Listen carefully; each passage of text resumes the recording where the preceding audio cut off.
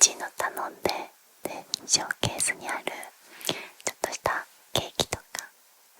サンドイッチとかを頼むと、なんか言うにも1500円とかランチ代を超えるじゃないですか。なぜスタバでランチ代以上のお金を払ってしまうのか。もっと言うと、スタバで高額を支払うことに対して抵抗がないのかっていうことについて、ちょっと今日は行動経済学の視点から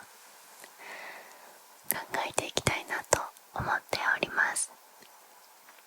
はい、で今日も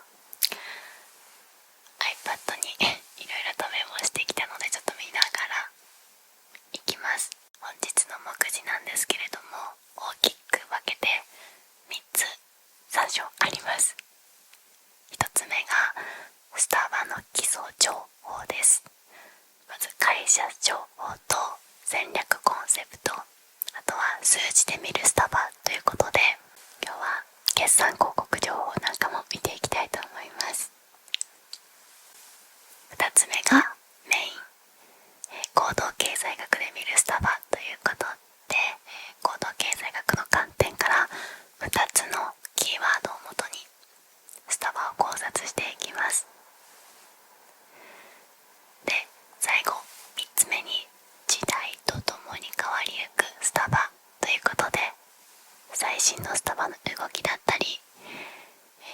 今後の考察っていったところを見ていきたいと思います。でね、私これ次に米田コーヒーの分析もやろうと思ってるんですよ。だからカフェ業界の企業分析とか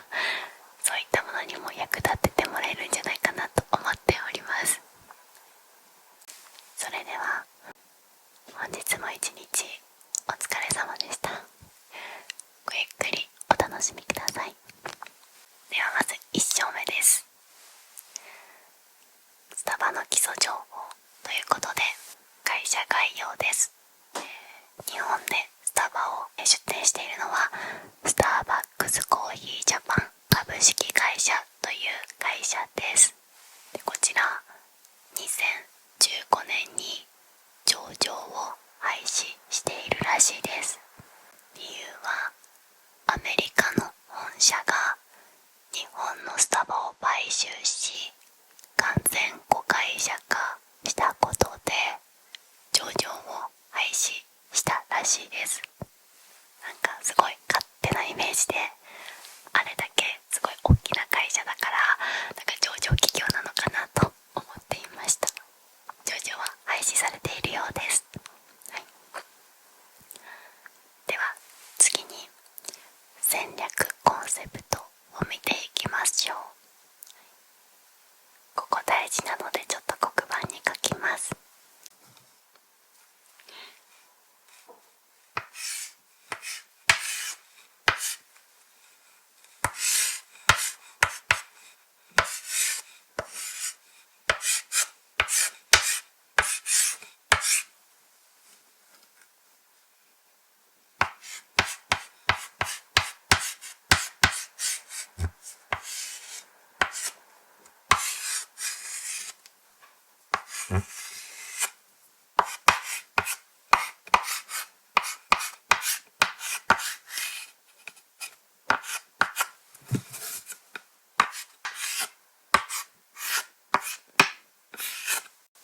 じゃあめっちゃ見づらいかな。戦略コンセプトは単なるコーヒーショップではなく、自宅や学校、職場でもなく、居心地のいいサードプレイス、つまり第三の場所というのがスタバの根幹となるコンセプトです。でこのコンセプトが今から行動経済学的に分析していく上でも重要なキーワードになってくるので覚えておいてください。はい、続いて数値で見るスタバということで、決算広告を見ていきたいと思います。で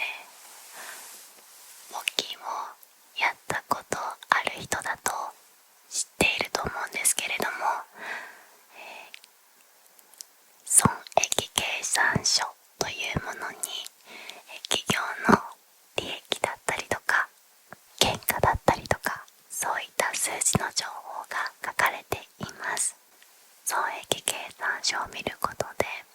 その会社が1年間にどれだけ儲かっているのかっていうのがわかるんですね。いろんな〇〇利益っていうのがいろいろとあるんですけれども、ちょっと今回経常利益というところまで細かく見てしまうと、スタバのカフェ経営以外のその他もろもろのいろんな収益とかが関わってきて、逆に分かりづらくなっちゃうので、売上高とか営業利益とかカフェ経営に関連するところだけ見ていきます。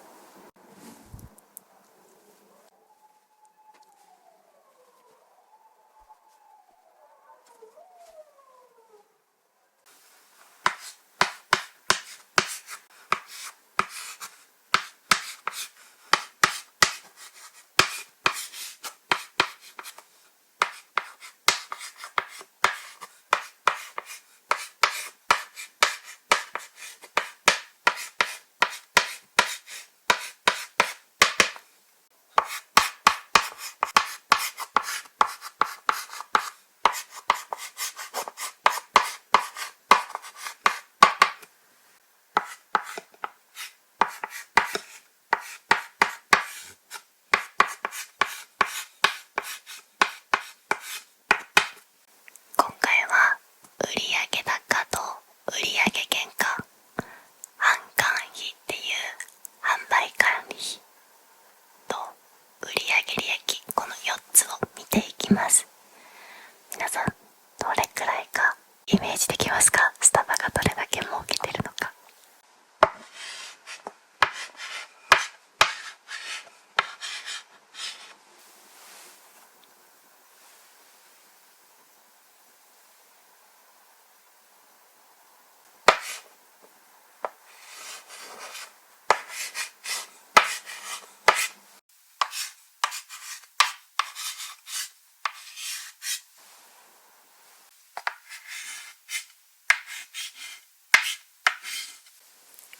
はい、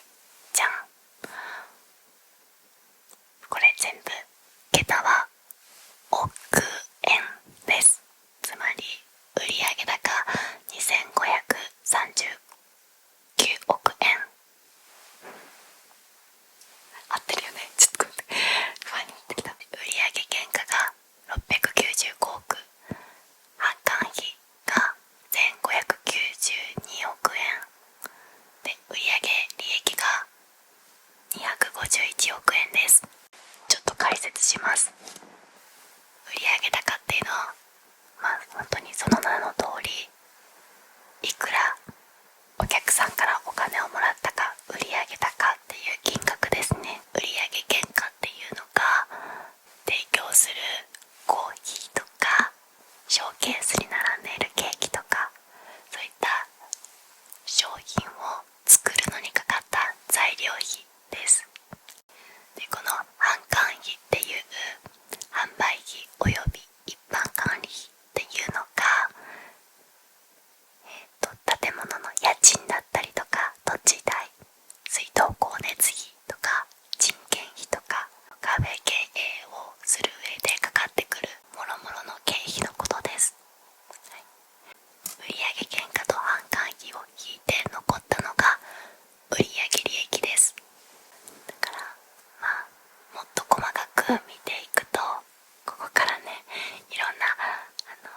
税金とかね、どんどん引いていくともっとちっちゃくなっていくんですけど、基本的にスタバのカフェ経営の売上利益は251億円です。で、ここから読み取れることが、コーヒーとかケーキとかを作る売上原価ってちっちゃいじゃないですか。今回の場合、売上高に占める売上原価率は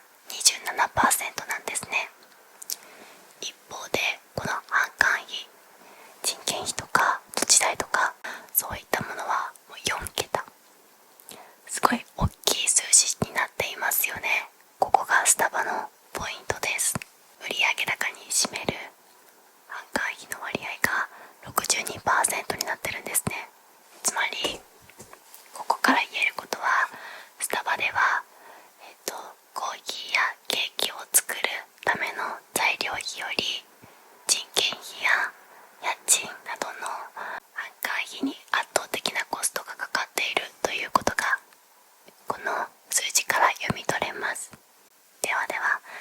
サードプレイスっていうコンセプトだったり、材料費よりも人件費などに費用がかかっているというスタバの基礎情報を見た上で、実際に行動経済学の視点から分析していきましょう。では改めて今回分析していきたい問いというのは、なぜもっと安くコーヒーが飲めるカフェがあるのに人はスタバへ行くのかということに対する答えはズバリ、戦略コンセプトのスタートプレイス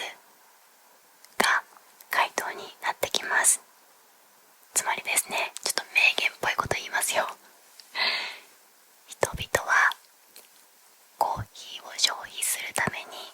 スタバへ行っているのではない。穏やかな時間と空間、つまりサードプレイスを消費しているのだということです。なんかこれ本に載ってそうじゃないですか。こういう文章ちょっと僕載ってそうな文章っぽい感じで考えてみました。ではここからなぜサードプレイスに人はお金をそんなに支払えるのかっていうのを行動経済学の観点から考えていきます。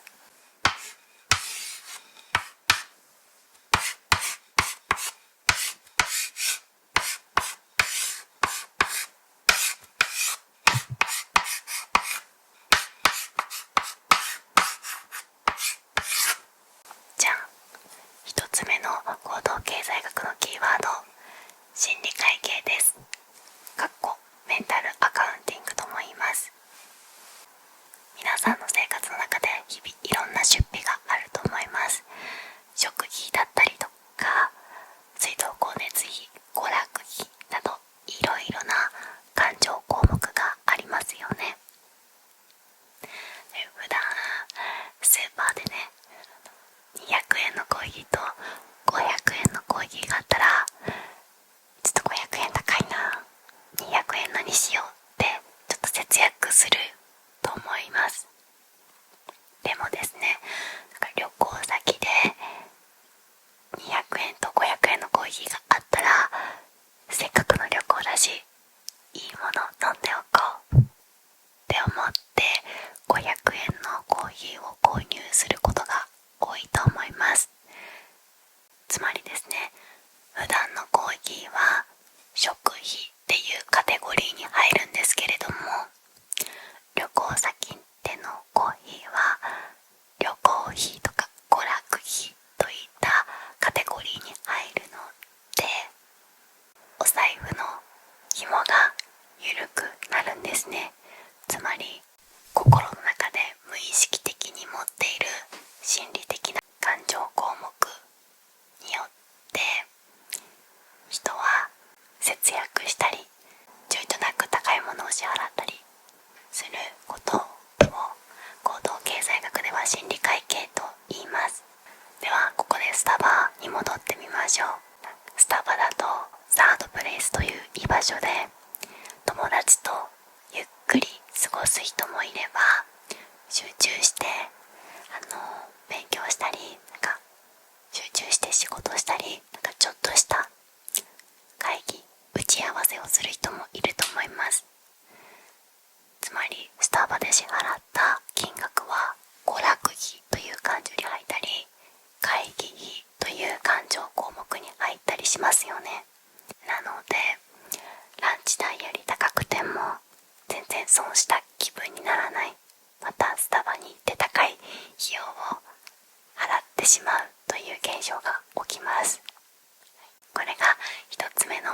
行動経済学のキーワードです。では二つ目です。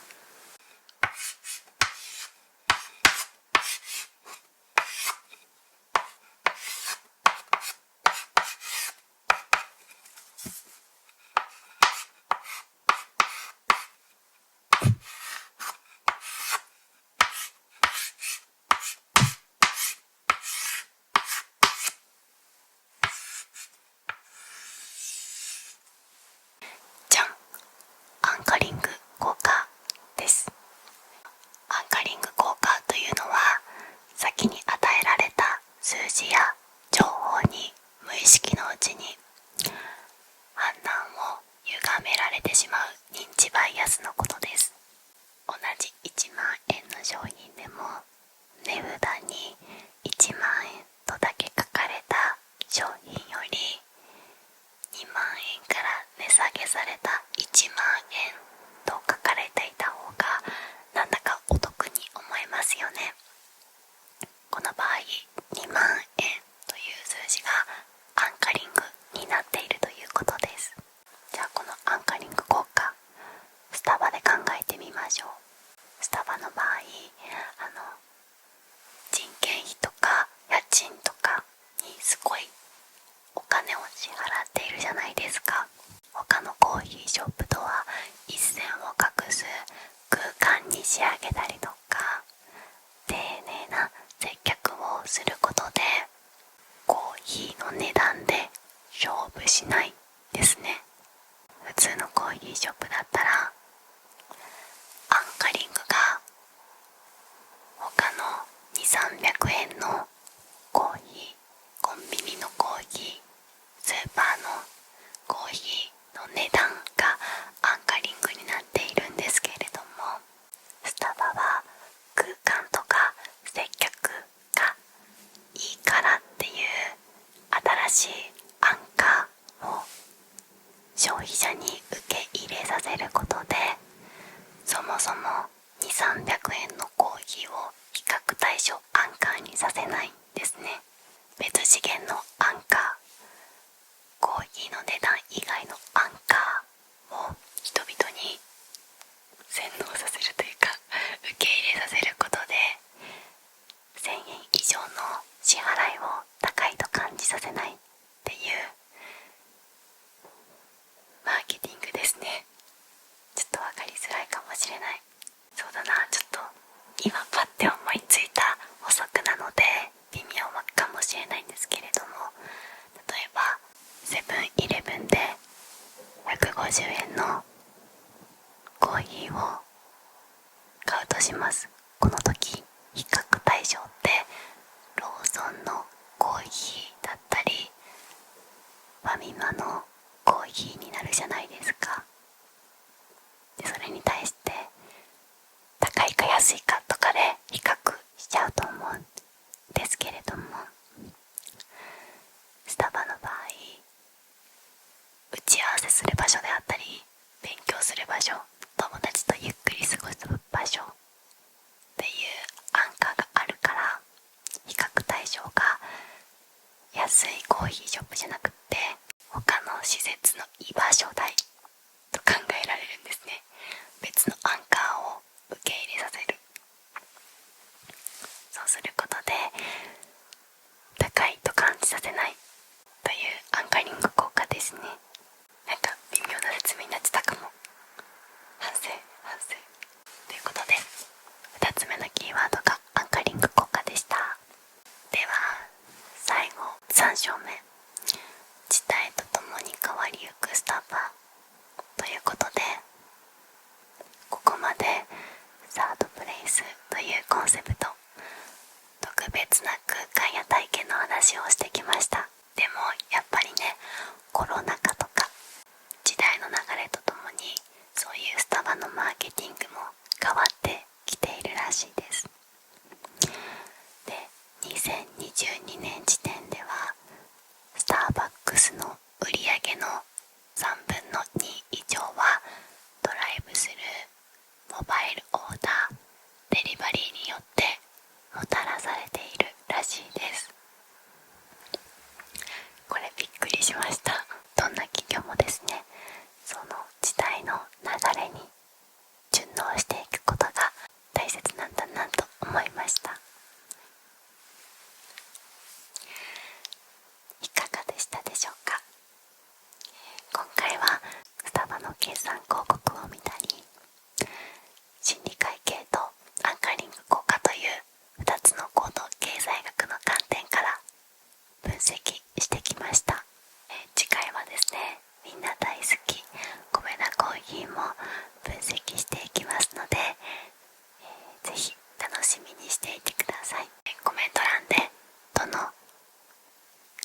ーヒーチェーン